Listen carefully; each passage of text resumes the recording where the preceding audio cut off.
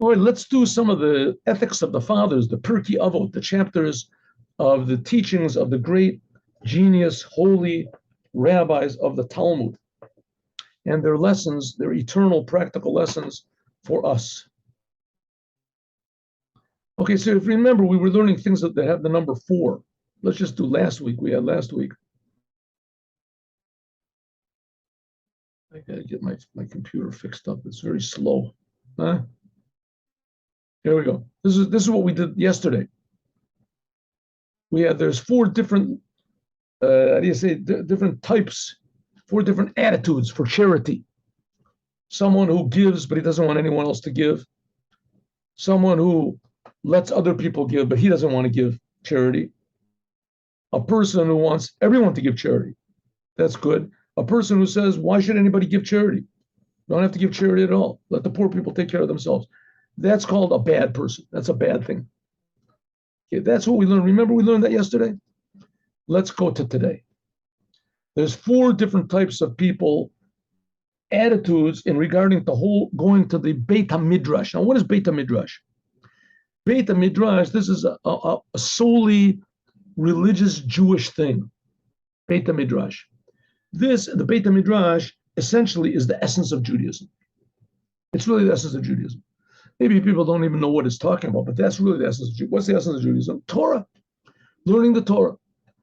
Beit HaMidrash is a place where you go and you sit and learn Torah, especially Talmud.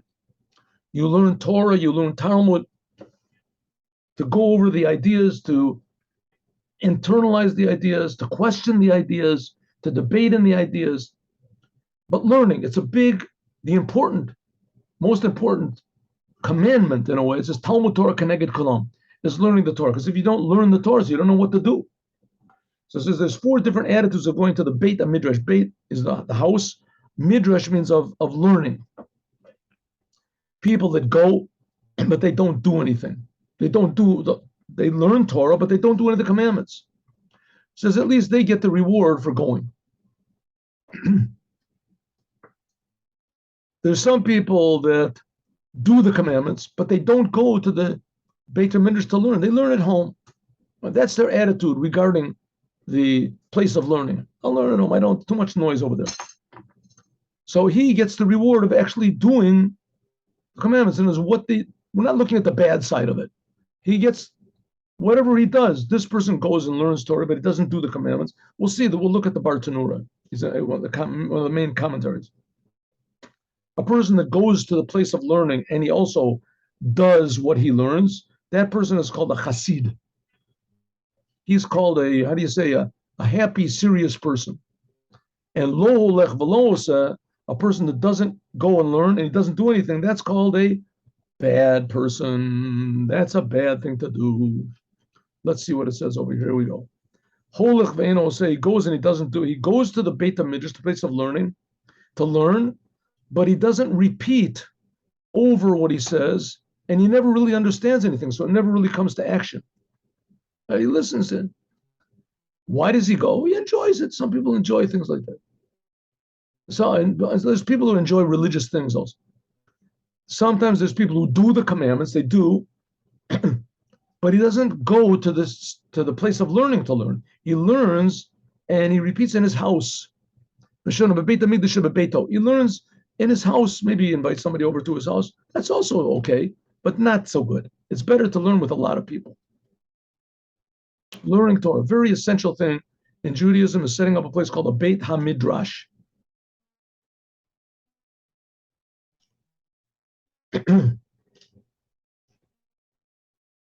15th Mishnah. Why is this taking so much time? Why? Here we go. Oh, there we go. Another 4. There are 4 ways, 4 different, types of pupils. Pupils that sit in front of the wise men. A sponge, a funnel, a strainer, and a napa. A napa is it's also a strainer, but that's for straining wheat. That's for straining wheat. Okay, let's see how this works. A sponge, right? These are 4 different types of pupils. A sponge, Torah pupils. He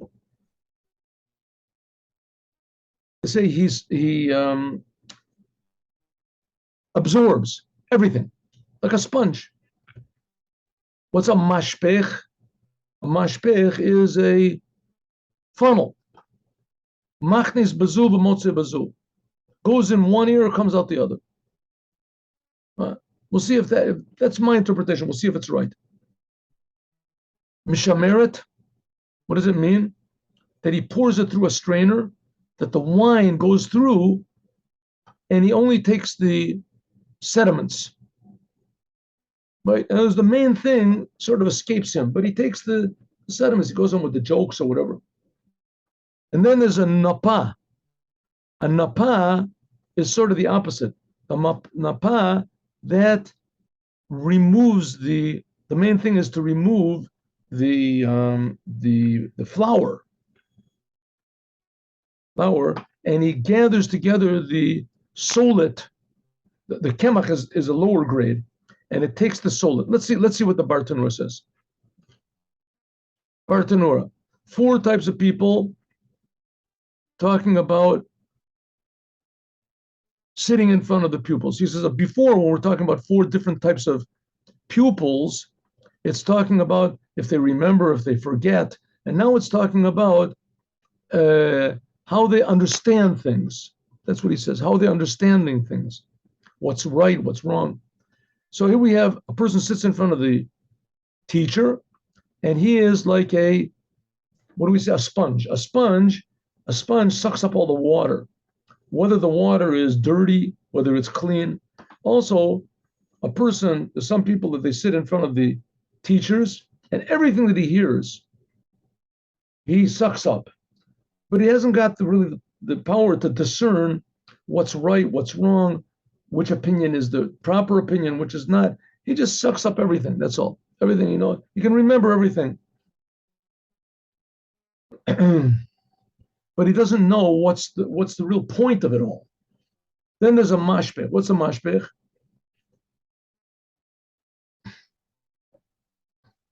A mashpech is like a vessel that you put on a barrel or on a whatever is like a thermos or something, when you want to fill it up with wine. So he directs. What does it mean? He receives everything that he learns, and he's able to give it out. He's saying it's a very good thing. Whatever he hears, he remembers, and he can repeat it. That's a mashpech. That's the funnel. A mishameret is like a strainer that he forgets everything that he learns in the Torah, and what does he gather? Only the unimportant things. And then there's a napa. Okay, the napa says after he takes out the subim, the chaff, and the kernels or whatever from the wheat that's already ground up, so there remains what's called the fine flour.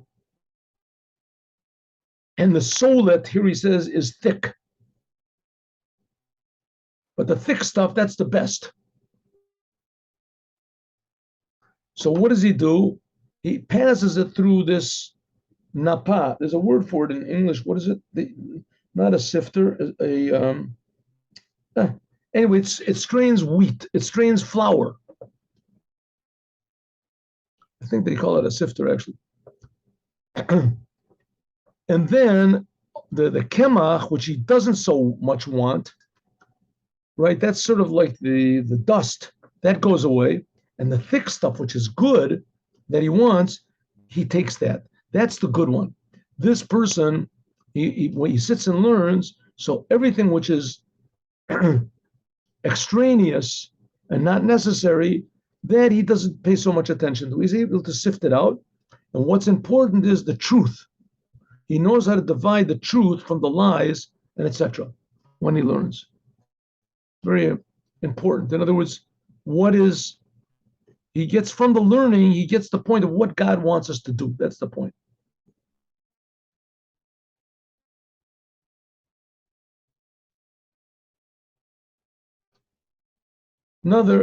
Okay, that ends the numbers. Now we're going to just have general principles in life. Any love which depends on something else,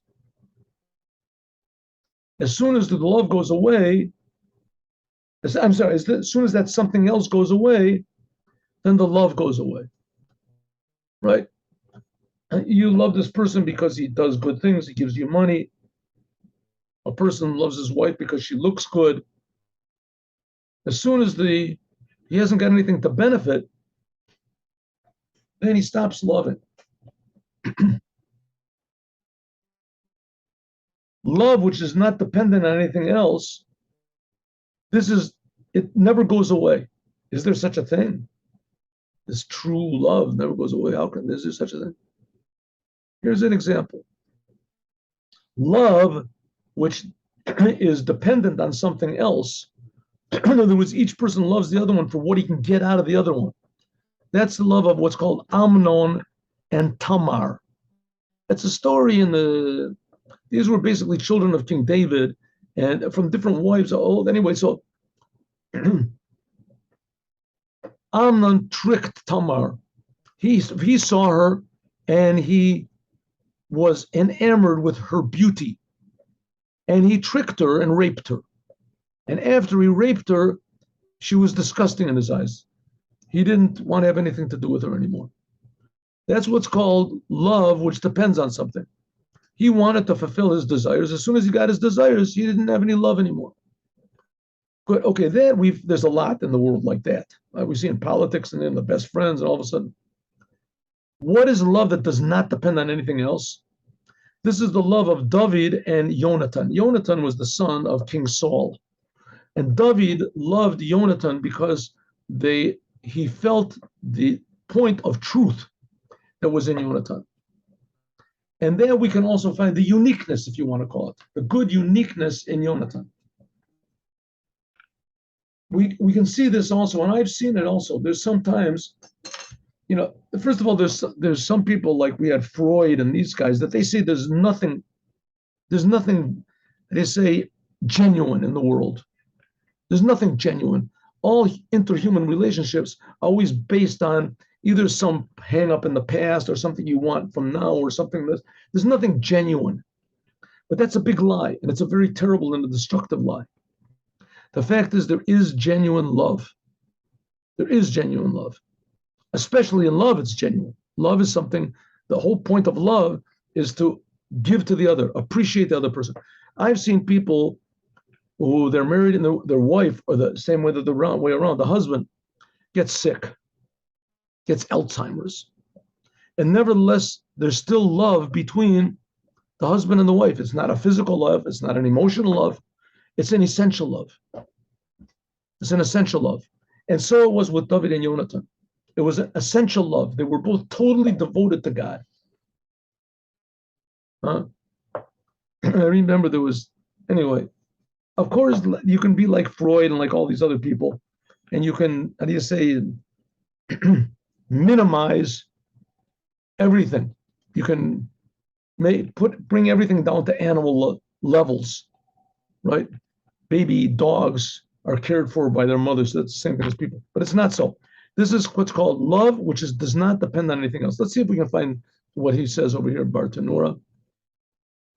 All they loved each other was in order because both of them wanted to do the will of God. Jonathan said to David, Atati Amelech, you're going to be a king on the Jewish people, and I will be your servant.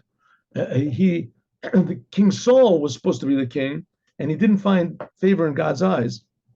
And so, but King Saul was supposed to be the king, and his successor was supposed to be his son, Jonathan. And Jonathan says, I only want to do what God says. You're supposed to be the real king. I'll be your servant. Jonathan. Okay. True love. So let's go to the next one.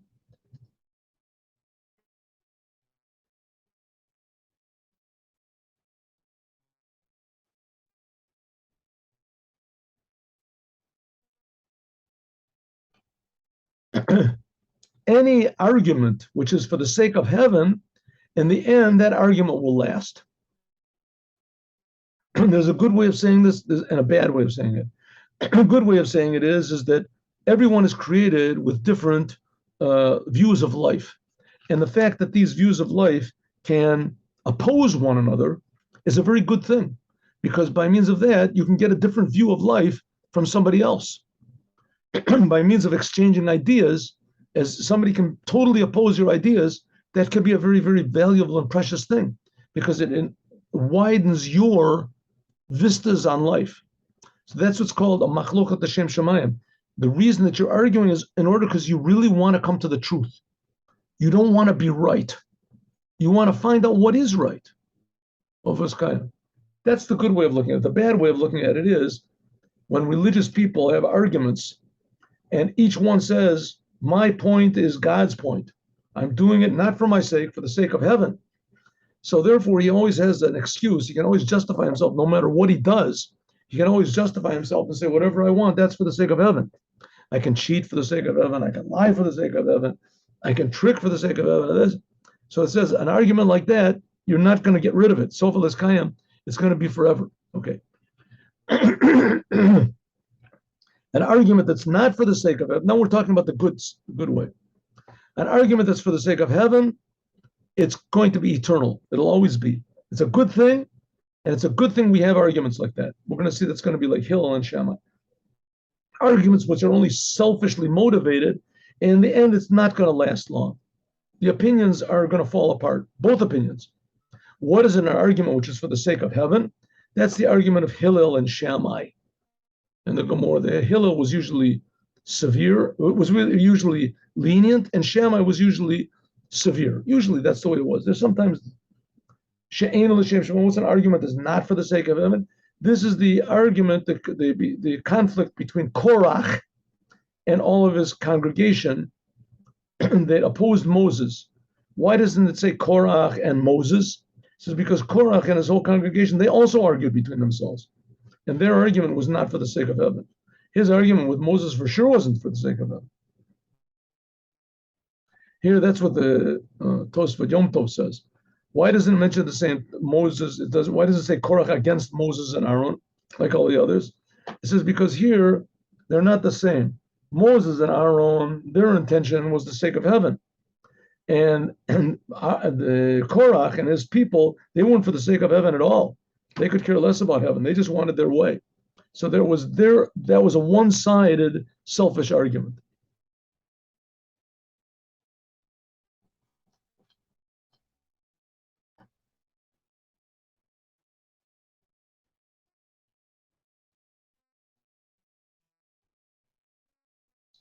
Just waiting for this to change. I have to take my computer and to get it sped up a little bit. Anyone who gives merit to the group, to the masses, so he'll be protected from sin. Sin won't come through it. A person, though, that makes the masses sin, leads them to go against God, so he'll never be given the opportunity to repent. Anybody can repent, but he'll just never do it. He'll keep pushing it off. Here we have two examples. Moses merited, and he gave merit to the Jewish people. He tore in the commandments.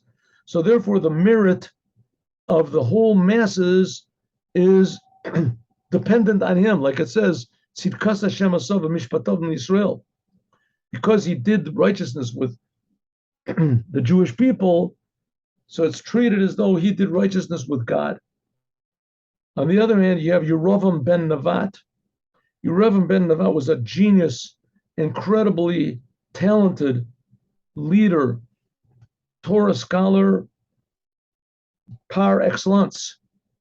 And he sinned, and he made everybody else sin. He built 2 golden calves and made all of the whole 10 tribes.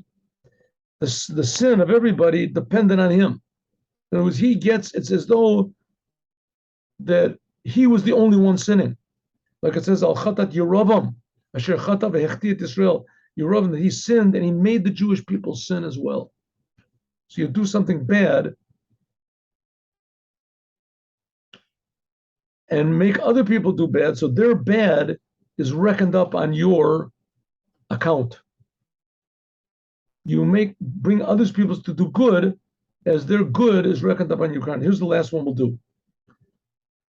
Anyone who has these three things, he's like one of the pupils of Abraham. If he has three other things, then he's the pupils of Bilam. Right? Bilam was the Bilam of Russia, disgusting, low person. He had the ability to curse anybody. What was Abraham? Abraham, he had a good eye. He was a humble spirit, and a humble spirit, and a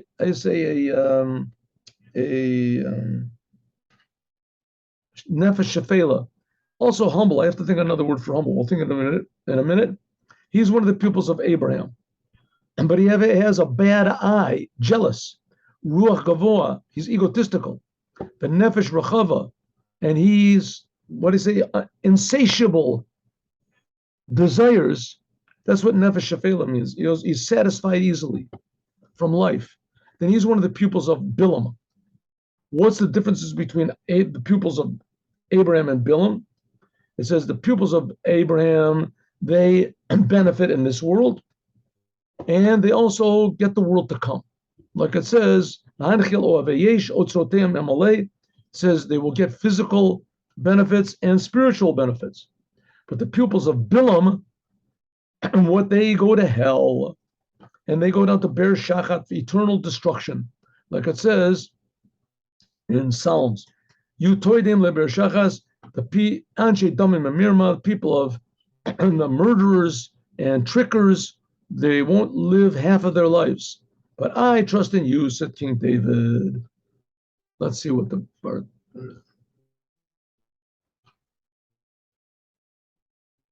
It says nefesh shafela. He says it means that he's very careful not to follow his desires.